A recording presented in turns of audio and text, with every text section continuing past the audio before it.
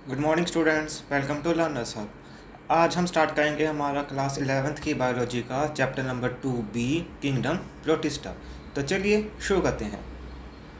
सबसे पहले देखेंगे हम किंगडम प्रोटिस्टा के कैरेक्टरिस्टिक्स क्या है इसमें। They are all single celled eukaryotes.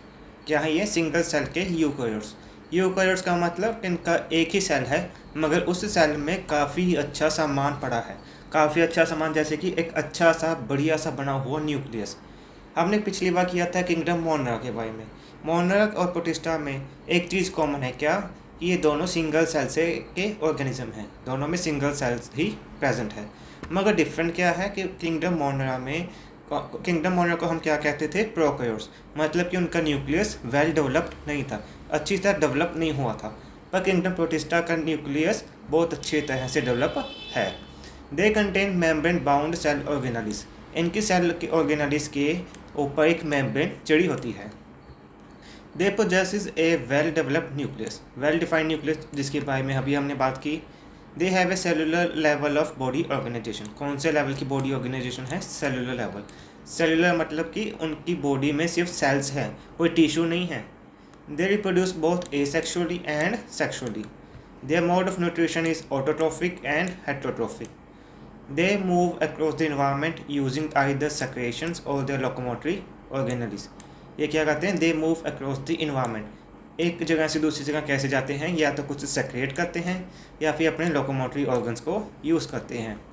Flagella, सीलिया, pseudopodia और प्रोपुसिन by contraction of the body and mucilage are the most significant forms of locomotory organs present in them। ये कुछ लोकोमोटरी ऑर्गन्स के बारे में बताया है, जिसके बारे में हम आगे पढ़ेंगे।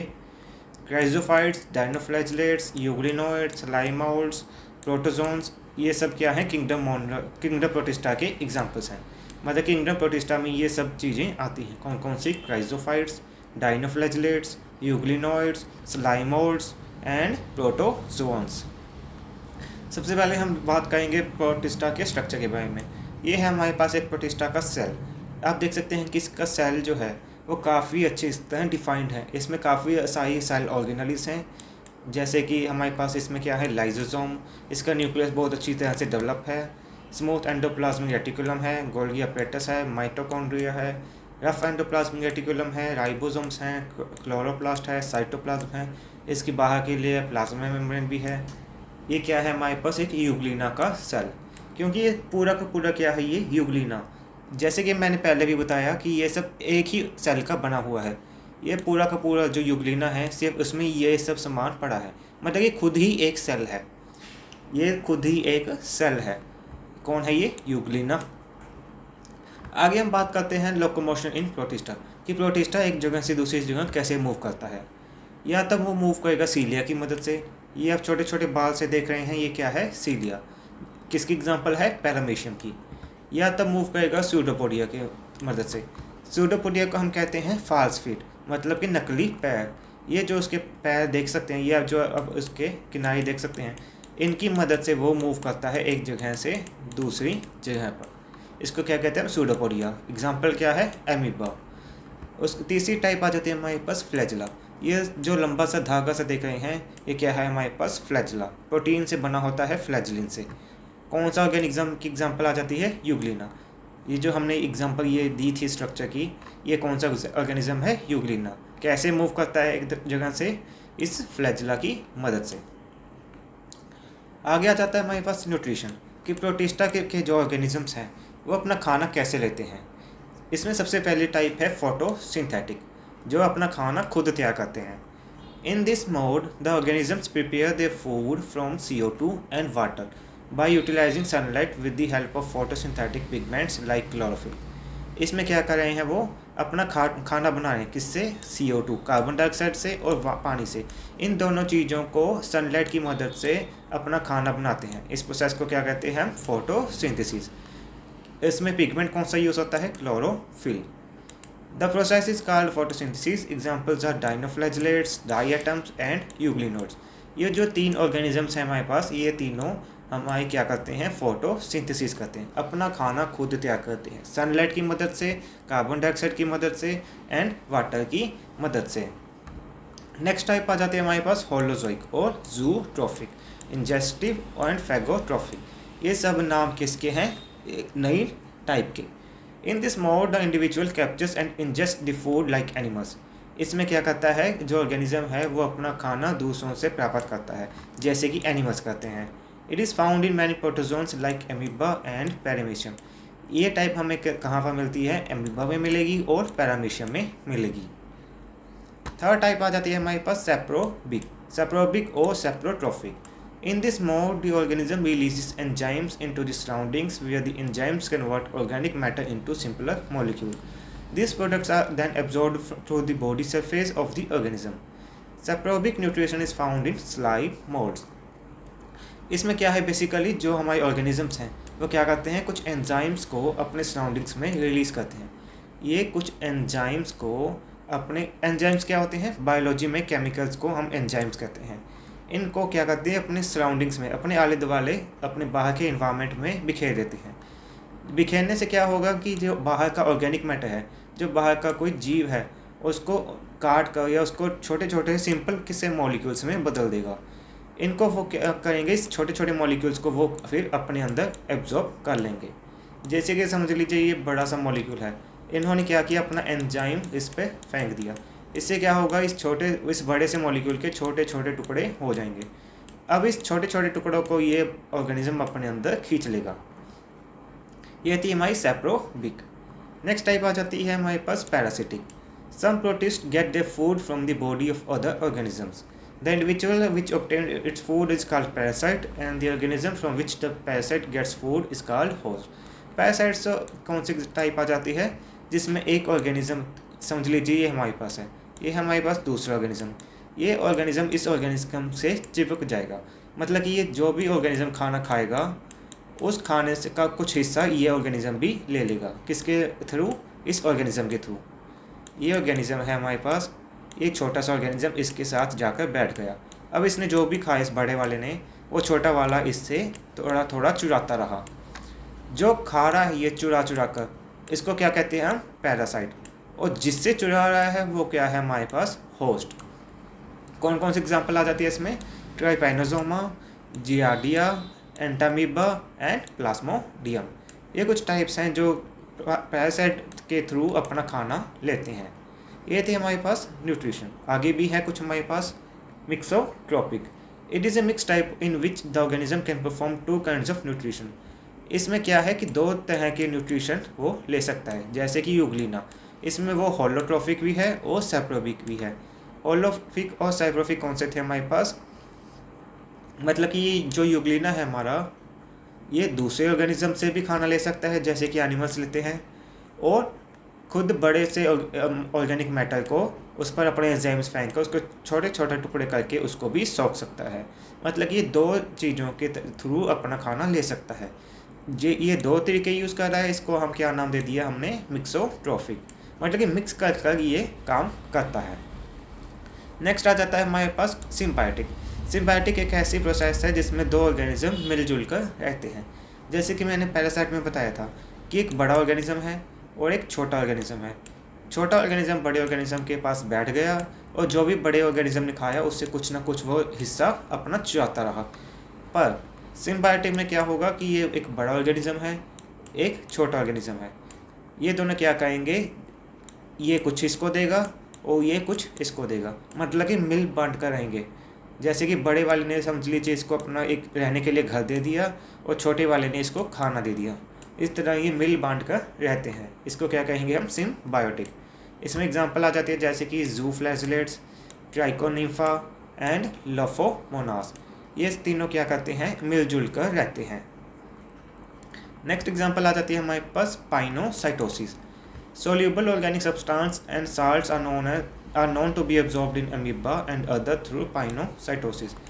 इसमें क्या होगा कि सोल्यूबल ऑर्गेनिक सब्सटेंस, जो घुले हुए ऑर्गेनिक सब्सटेंस हैं जैसे कि साल्ट्स, इनको अमीबा अपने अंदर सोख लेता है। उस प्रोसेस को हम क्या कहेंगे? पाइनोसाइटोसिस। ये थे हमारे पास न्यूट्रिशन इन प्रोटिस्टा। कौन कौन सी? फोटोसिंथेसिस, जिसमें अपना खाना खुद बनाता है। होलोजोइक, जिससे खाना किसी दूसरे से लेता है। सैप्रोफिक एक बड़े से मॉलिक्यूल को, ऑर्गेनिक मॉलिक्यूल को अपने एंजाइम्स के थ्रू छोटे छोटे में तोड़ता है और उन छोटे छोटे हिस्सों को फिर एब्जॉर्ब कर लेता है। पैरासिटिक एक बड़े से ऑर्गेनिज्म के पास जाके बैठ जाएगा और उसे चुपके चुपके खाना चुराता रहेगा। मिक्सोट्रॉफिक जिसमें दो तरह की प्रोसेस होंगी, कोई भी दो तरह की हो सकती है। सिम्बायोटिक जिसमें कि वो मिलजुल के रहते हैं दो ऑर्गेनिजम्स। पाइनोसाइटोसिस जिसमें कि सोल्यूबल ऑर्गेनिक मैटर को या साल्ट को अपने अंदर सोख लेते हैं, जैसे कि एमीबा सोखता है। ये थे हमारे पास न्यूट्रिशन इन प्रोटिस्टा। आगे है हमारे पास रेस्पिरेशन इन प्रोटिस्टा, कि प्रोटिस्टा वाले ऑर्गेनिजम्स रेस्पिरेट कैसे करते हैं, सांस कैसे लेते हैं। Most protist are obligate aerobes. Obligate aerobes होते हैं मतलब कि ये अपना खाना ऑक्सीजन की प्रेजेंस में बनाते हैं, which means they require oxygen. These protists use aerobic respiration. However, some protists are anaerobic. पर कुछ ऐसे होते हैं जो एनारोब होते हैं, मतलब कि जिनको ऑक्सीजन की ज़रूरत नहीं होती। प्रोटिस्टा हमारे पास रेस्पिरेशन के हिसाब से दो तरह की हैं, एक जिनको ऑक्सीजन की ज़रूरत है और दूसरे जिनको ऑक्सीजन की ज़रूरत नहीं है। आगे हम देखते हैं रिप्रोडक्शन इन प्रोटिस्टा, कि वो रिप्रोडक्शन कैसे करते हैं। जैसे कि मैंने स्टार्टिंग में बताया था कि हमारी जो प्रोटिस्टा हैं वो दो तरीके से रिप्रोडक्शन करते हैं, कैसे कैसे, एसेक्सुअल एंड सेक्सुअल।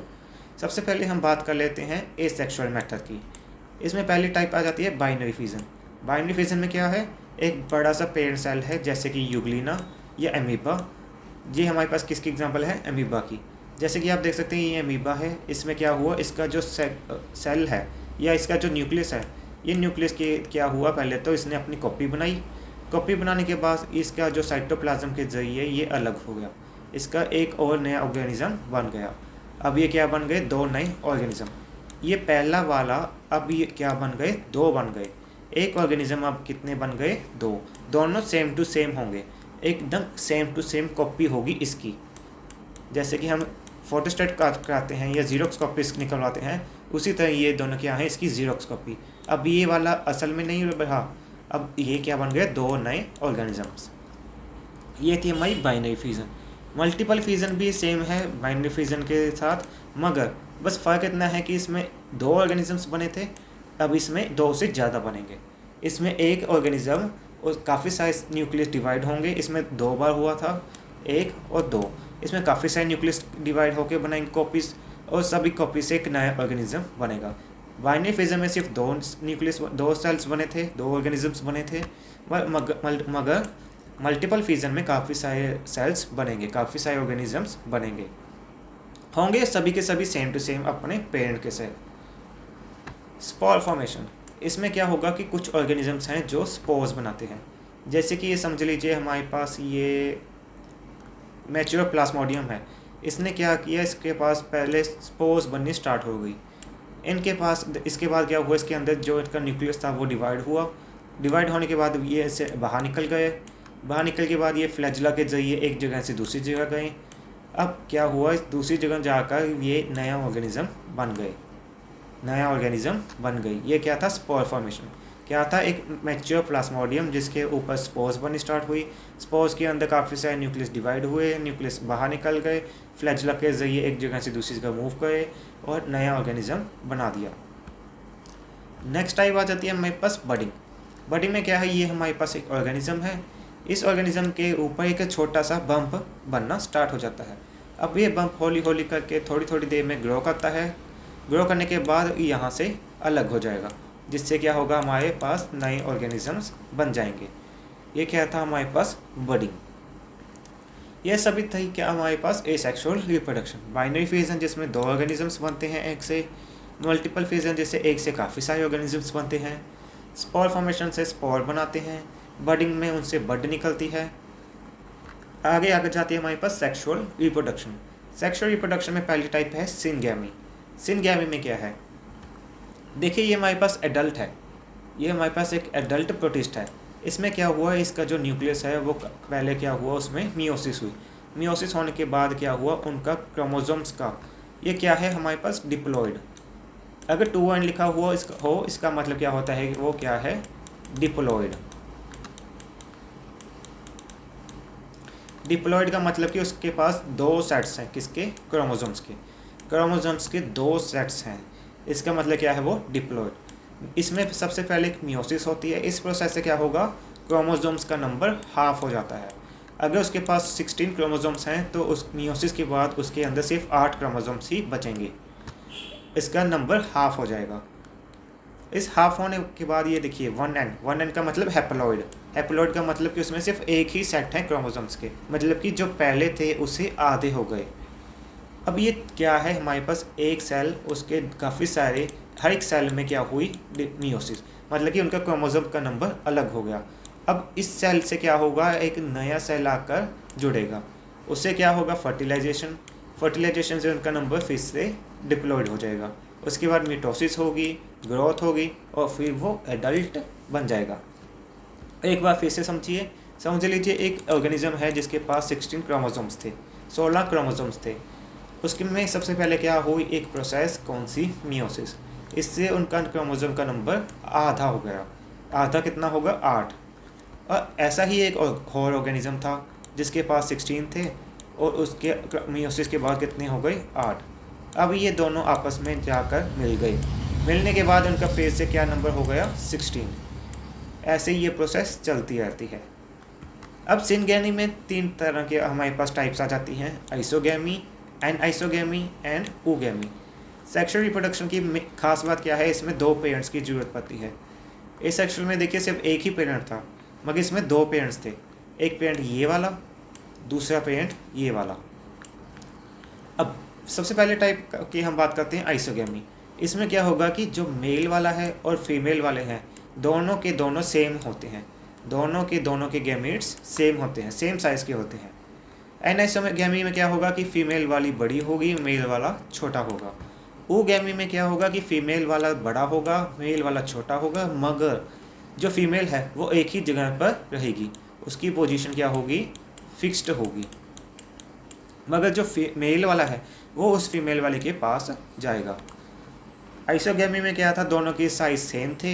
एनआइसोगैमी में एक बड़ा था और एक छोटा था। ooगैमी में भी एक बड़ा था, छोटा था, मगर ये जो छोटे वाला है ये मूव कर सकता है पर बड़े वाला मूव नहीं कर सकता। इसमें ये दोनों मूव कर सकते हैं, इसमें भी ये दोनों मूव कर सकते हैं, मगर ooगैमी में सिर्फ मेल वाला ही मूव कर सकता है, फीमेल वाला नहीं कर सकता। नेक्स्ट आ जाती है हमारे पास कॉन्जुगेशन। कॉन्जुगेशन में क्या है, ये समझ लीजिए हमारे पास पहला पेरेंट है, ये हमारे पास दूसरा पेरेंट है।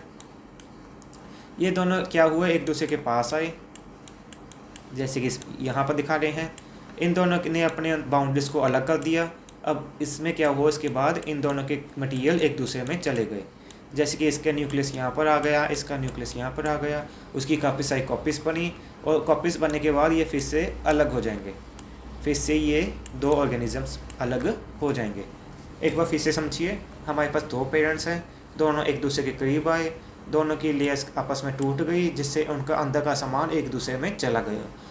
एक दूसरे के अंदर सामान पहुंचाने के बाद ये फिर से अलग हो गए। ये कौन सी टाइप थी हमारे पास, कॉन्जुगेशन। आज के लिए हम इतना ही रखते हैं। एक बार फिर से रिवीजन ले लेते हैं, हम क्या पढ़ा है हमने प्रोटिस्टा के बारे में पढ़ा था कि उसके क्या क्या कैरेक्टरिस्टिक्स हैं। वो सिंगल सेल का बना है, उसके सेल्स बहुत बढ़िया न्यूक्लियस है, वो एसेक्सुअल और सेक्सुअल दोनों तरफ से रिप्रोड्यूस करते हैं, सेलुलर लेवल की बॉडी है, वेल डिफाइंड न्यूक्लियस है, उसकी सेल ऑर्गेनेलिस को काफ़ी अच्छी मेम्ब्रेन्स ने घेर रखा है, ऑटोट्रॉप्स भी हैं और हेटेरोट्रॉप्स भी हैं। ये उसका सेल का स्ट्रक्चर था। लोकोमोशन 3 तरह की है। न्यूट्रिशन किस तरह का कि अपना खाना खुद बनाते हैं, दूसरों से लेते हैं, बाहरले ऑर्गेनिज्म से लेते हैं, किसी से चुराते हैं, 2 तरह की प्रोसेस को कर सकते हैं, मिलजुल कर रहते हैं, वगैरह वगैरह। रेस्पिरेशन की कैसे सांस लेते हैं, ऑक्सीजन की मदद से या बिना ऑक्सीजन की मदद से। इस एक्चुअल में या एक ऑर्गेनिज्म से 2 तरह के बनते हैं, या एक ऑर्गेनिज्म से काफ़ी सारे तरह के बनते हैं, या वो स्पोर्स बनाते हैं या फिर बड बनाते हैं।